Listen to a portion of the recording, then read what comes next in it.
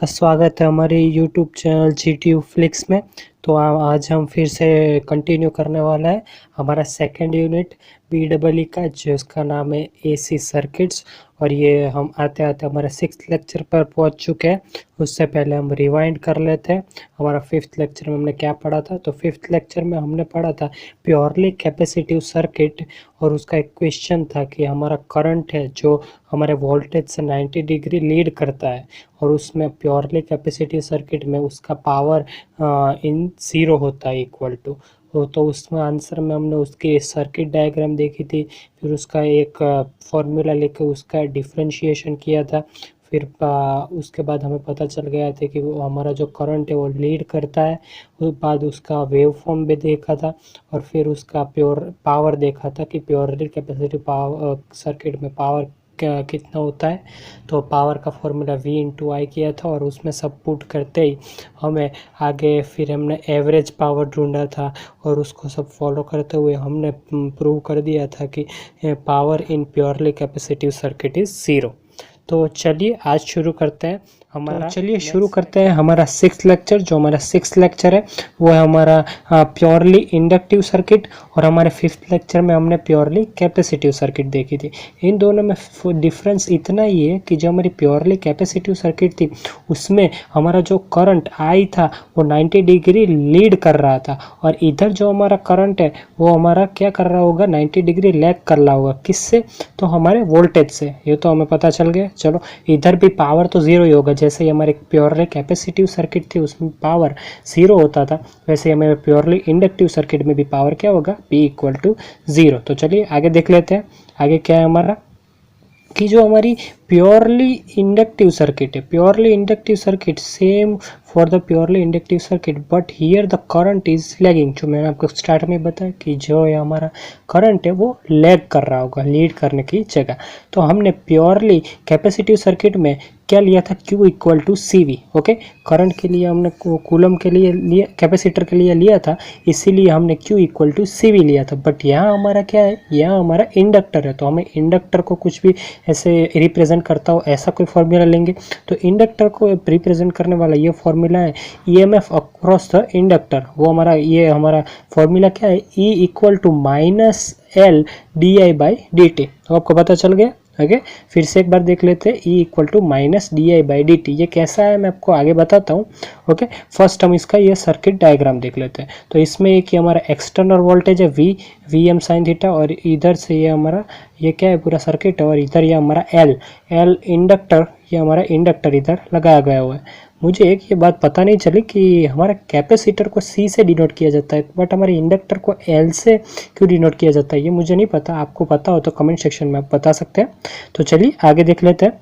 तो हमारा नेक्स्ट क्या है कि हमारा जो अप्लाइड वोल्टेज है, अप्लाइड वोल्टेज हमने देख लिया। एक्सटर्नल जो हमारा वोल्टेज है V यहाँ पुट कर लिया है हमने, और ये हमारा self induce EMF। Self induce EMF means कि जो हमारी ये इंडक्टर है, ये इंडक्टर है, इसकी कॉइल के कारण जो उसके फ्लक्स में चेंज होता है। और आपको इलेक्ट्रोमैग्नेटिक इंडक्शन जो हमारा फेराडे ने दिया था वो तो आपको पता होगा कि फ्लक्स में जो कोई चेंज होगा, फ्लक्स चेंज होगा तो हमारा क्या प्रोड्यूस होगा, हमारा EMF चेंज होगा।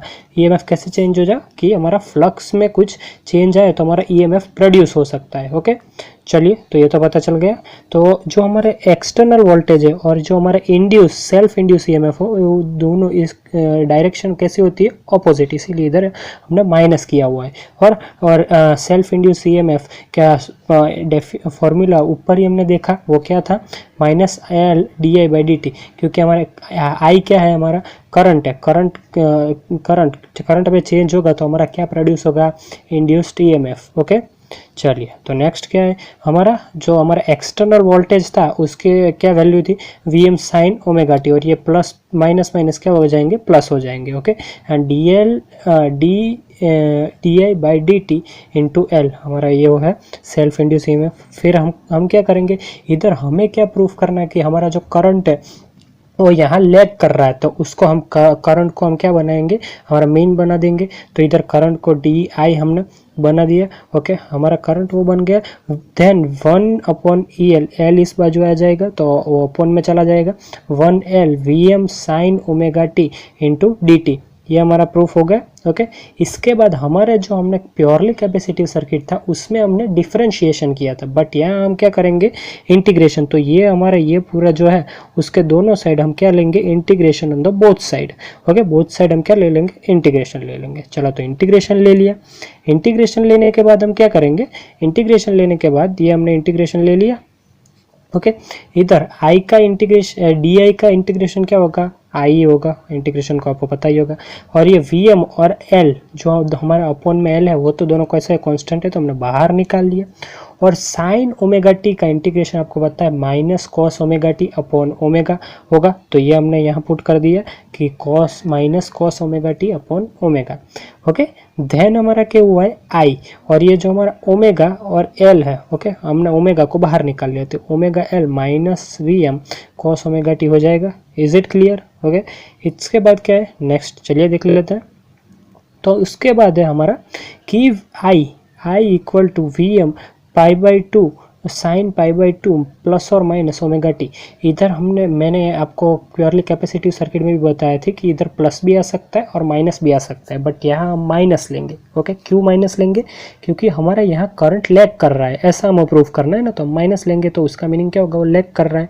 और हमें कैपेसिटिव सर्किट में क्या प्रूफ करना था, प्लस, तो हमने उधर वहाँ प्लस लिया था। ओके, इससे आप एक्सपांड पूरा करेंगे ना तो आपको क्या मिलेगा, आपको मिलेगा कॉस ओमेगा टी। जो हमारा कॉस ओमेगा टी वो वापस आपको ये कॉस ओमेगा टी आपको वापस मिल जाएगा। ओके, तो आपको एक्सपांड करेंगे तो वही मिलेगा। तो इधर हमने माइनस ले लिए। ओके, तो इधर पाई by to minus omega T, और ये ओमेगा टी को हम आगे लाएंगे। ओके, आगे लाएंगे तो वो माइनस ओमेगा टी हो जाएगा, और ये माइनस हम अंदर ही जाने देते हैं, तो ये भी माइनस हो जाएगा और ये प्लस हो जाएगा। ओके, तो प्लस वाला हम आगे ला देते हैं। ओके, तो ये हमारा बन जाएगा। ओके, पता, दैट्स क्लियर। ओके, उसके बाद ये माइनस और ये माइनस होके क्या हो जाएंगे, प्लस हो जाएंगे। ओके, बाकी का हमारा पूरा का पूरा इक्वेशन हम नीचे ला देंगे कि V M omega L sine omega T minus pi by two. That's clear. आपने ओहम लो तो पढ़ा ही होगा आपने के 12th में या उसके पहले भी। तो ओहम लो हमारा क्या कहता है कि ओहम लो हमारा कहता है कि V equal to I R, वो आपको पता है। इसमें I को सब्जेक्ट बना देते हैं, I को सब्जेक्ट बनाएंगे तो ये R है हमारा, वो डिनोमिनेटर में चला जाएगा। ओके, तो ऐसे ही इधर हम V को अपने जो हमारा फॉर्मूला है ना उसमें V को V मैक्सिमम ले लेंगे, R की जगह हम क्या लेंगे, XL लेंगे। वो कैसे आता है मैं आपको सब बताता हूँ, और I की जगह I मैक्सिमम ले लेंगे। चलिए तो देखते हैं कि हमने ये कैसे ले लिया। ओके, तो हम यहाँ ओमेगा एल की जगह क्या लेंगे, एक्सएल। हमने उधर हमारा जो कैपेसिटिव सर्किट था उसमें ओमेगा सी था, तो उसकी जगह हमने एक्स सी लिया था। और एक्स सी क्या था, तो क्या रिएक्टेंस ऑफ कैपेसिटर, तो इधर ये एक्सएल क्या होगा, obviously reactance of our inductor.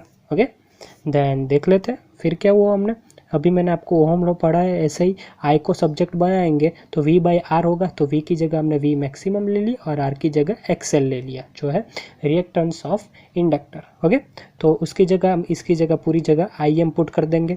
Okay, IM put कर देंगे तो ये हमारा आ जाएगा I equal to IM plus sine omega T minus pi by two. ये माइनस पाई बाई टू क्या रिप्रेजेंट कर रहा है कि जो हमारा जो करंट है in our circuit it is lagging behind. Okay, lagging behind, किससे लैगिंग बिहाइंड कर रहा है, तो हमारा वोल्टेज से। Okay, is it clear. ये हमें प्रूफ करना था तो हमने प्रूफ कर दिया। नेक्स्ट स्टेप हम क्या लेंगे, पावर फैक्टर। अभी तो हमको सब कुछ याद ही है, ऐसा ही ये सब कुछ प्योरली कैपेसिटिव सर्किट के जैसे ही है। ओके, तो नेक्स्ट देख लेते हैं current lagging in a voltage by 90 degree. Okay, phi को हम क्या बोलते हैं कि करंट वो हमारा वोल्टेज और करंट के बीच का एंगल है। ओके, तो वो कितना है, इधर 90 है। ओके, उधर भी 90 ही था हमारी प्योरली कैपेसिटिव सर्किट में। ओके, दोनों को साथ में लेके चलिए तो आपको सिंपल रहेगा। Okay, power factor equal to cos phi. Okay, power factor equal to cos phi हमें पता ही, और इधर फाई हमारा 90 है, तो जब हमारे करंट और वोल्टेज के बीच का फेज डिफरेंस 90 होगा तो भी हमें पावर फैक्टर कितना मिलेगा, 0 मिलेगा। Is it clear. चलिए नेक्स्ट देख लेते हैं। तो नेक्स्ट ये हमारा वेव फॉर्म है। ओके, तो हम इधर रिप्रेजेंट करेंगे, कैसे रिप्रेजेंट करेंगे कि जो ये हमारा वेव फॉर्म है इधर हमारा लैगिंग बिहाइंड क्या कर रहा है, वोल्टेज से लैगिंग कर रहा है हमारा करंट लैग कर रहा है 90 डिग्री। तो ये हमारा रेड वाला क्या है, वोल्टेज है। ओके, ये पूरा लेड वाला हमारा वोल्टेज है, और ये हमारा ग्रीन वाला क्या है, हमारा ग्रीन वाला जो है वो हमारा ग्रीन वाला है हमारा जो है करंट है। ओके, इसके दोनों के फेज डिफरेंस फाई कितना है, π/2 ये हमने लिख दिया। ओके, और ये इन दोनों के सिंपलर जो हमने अभी ये तो हमने अभी प्रूफ किया, और ये हमें पहले से पता था V equal to V M sine omega T and I equal to I M sine omega T minus π/2। Is it clear? चलिए, तो इसका वेव फॉर्म भी आप ड्रॉ करना। GTU में मैंने क्या बोला था कि डायग्राम पे फोकस कीजिए। ओके, चलिए तो नेक्स्ट देख लेते हैं। तो नेक्स्ट है हमारा, अभी हमारा क्या स्टेप होगा, अभी हम उसका पावर ढूंढेंगे और उसके बाद उसका एवरेज पावर ढूंढेंगे। पहले हम उसका इंस्टेंटेनियस पावर ढूंढेंगे और फिर एवरेज पावर, और हम प्रूफ कर देंगे। क्या प्रूफ करना है हमारा, P equal to 0। Is it simple? Okay, चलिए तो देख लेते हैं उसे। तो कि power in a purely inductive circuit, कि प्योरली इंडक्टिव सर्किट में पावर कितना होता है। तो सबसे पहले हमने जो प्योरली कैपेसिटिव सर्किट में क्या किया था, इंस्टेंटेनियस पावर, पर्टिकुलर एक इंस्टेंट के लिए पावर ढूंढेंगे और फिर उसका इंटीग्रेशन कर देंगे तो हमें सारी साइकिल के लिए मिल जाएगा। Is it simple way? Yes. Then अभी हम चलेंगे P equal to V I. Okay, power का हमें फॉर्मूला पता है, V into I, voltage into current. Voltage का भी मैंने आपको दोनों के फॉर्मूला दिखा है, V M sine omega T और I M sine omega T minus π/2।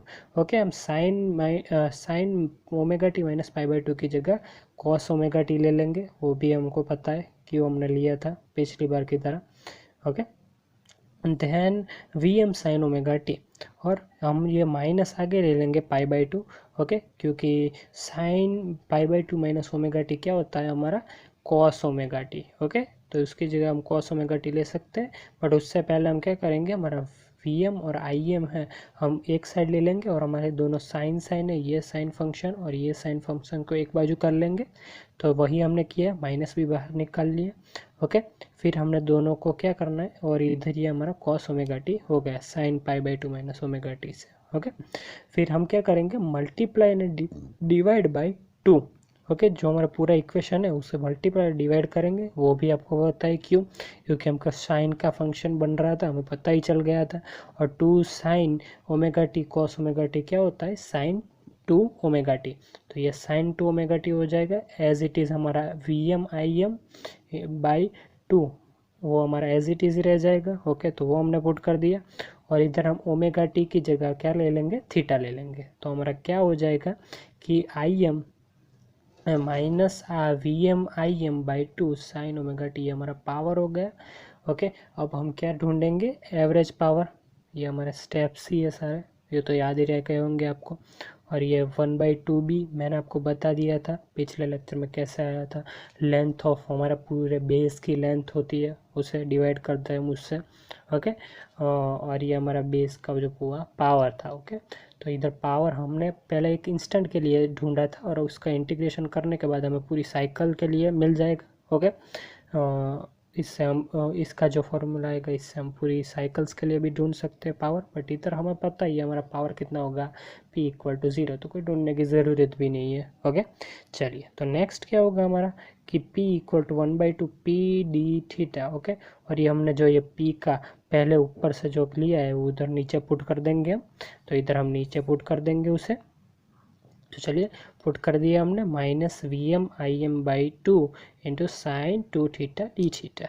Okay, चलिए तो ये 2 बाहर निकाल लेंगे, और V M minus V M I M भी बाहर निकाल लेंगे। ओके, और कॉस का आपको इंटीग्रेशन पता ही होगा, माइनस साइन।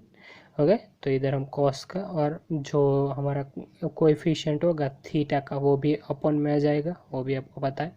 ओके, तो चलिए वो देख लेते हैं। तो उसमें क्या है कि हमारा I equal to V M I M by 4 और ये cos 2 minus cos 2 theta by 2 upon 2 ये हमारी वो अपर लिमिट है 2 और ये हमारी लोअर लिमिट है 0, और ये हम 2 बाहर निकाल लेंगे तो इधर 8 होगा, और ये माइनस होके प्लस हो जाएंगे। और अब हम क्या करेंगे, हमारी upper limit and the lower limit we will put in our cos. Okay, चलिए देख लेते हैं। तो ये हमारा हो गया P equal to V M I M by 8।